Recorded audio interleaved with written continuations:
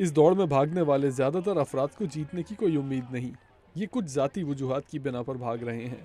Craig لپرڈ کے لیے یہ 29ویں میراتھن ریس ہے۔ مجھے گرم موسم کی تلاش تھی۔ آخری لمبی دوڑ جس میں نے حصہ لیا تھا اس دن بہت سردی تھی۔ یہاں اچھا موسم ہے اور مجھے یہ راستہ بہت حسین لگتا ہے۔ دوڑ ختم کرنے کے بعد شرکا ایک کنونشن سینٹر میں گئے جہاں وہ اپنے دوستوں اور رشتہ داروں سے ملے۔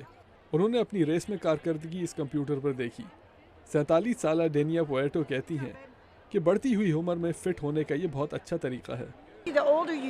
جیسے جیسے آپ کی عمر بڑھتی ہے آپ میں قوت برداشت بھی زیادہ ہوتی جاتی ہے۔ مجھے یقین ہے کہ میں یہ کر سکتی ہوں۔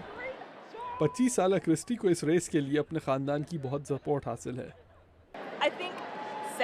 ایک ذاتی ارادہ اور اس میں کامیابی ہی میرا حوصلہ بلند کرتے ہیں۔ میں اولمپکس کے ٹرائلز میں بھی کوالیفائی کرنا چاہتی ہوں۔ آنے والے دنوں میں میرا گول یہی ہوگا۔ اور یہ میاں بیوی ریاست پینسلوینیا سے یہ ریس دیکھنے آئے تھے۔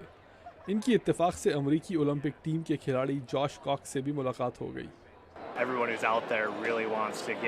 ہر انسان اس لیول تک جانا چاہتا ہے، اس وجہ سے ان سے ملنا ایک اعزاز کی بات ہے۔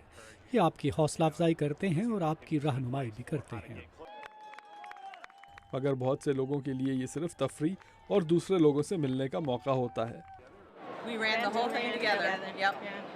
ان تینوں خواتین نے صحت مند رہنے کے لیے ریاست ٹیکسس کے شہر پیئر لینڈ کی سڑکوں پر دوڑنا شروع کیا تھا، پھر ان کی دوستی ہو گئی اور آج یہ ساتھ بھاگتی ہیں۔ Just the people you run with and the relationships you make, it's like no other. It's lasting. Yep. Come on, Houston! Beijing میں ہونے والے 2008 کے اولمپکس میں امریکہ نے کل 110 تمغے حاصل کیے مگر میراتھن میں کوئی تمغہ نہیں جیتا۔ مگر بہت ممکن ہے کہ آنے والے دنوں میں آہستہ آہستہ میراتھن خصوصاً امریکیوں کا کھیل بن جائے۔ پچھلے 30 سالوں میں امریکہ میں میراتھن بھاگنے والوں میں بہت اضافہ ہوا ہے۔ ملک بھر میں سالانہ منعقد ہونے والی میراتھن ریسوں کی تعداد 200 سے بڑھ کر 600 ہو چکی ہے۔ گریگ فلاکس کے ساتھ عبدالعزیز خان، اردو VOA۔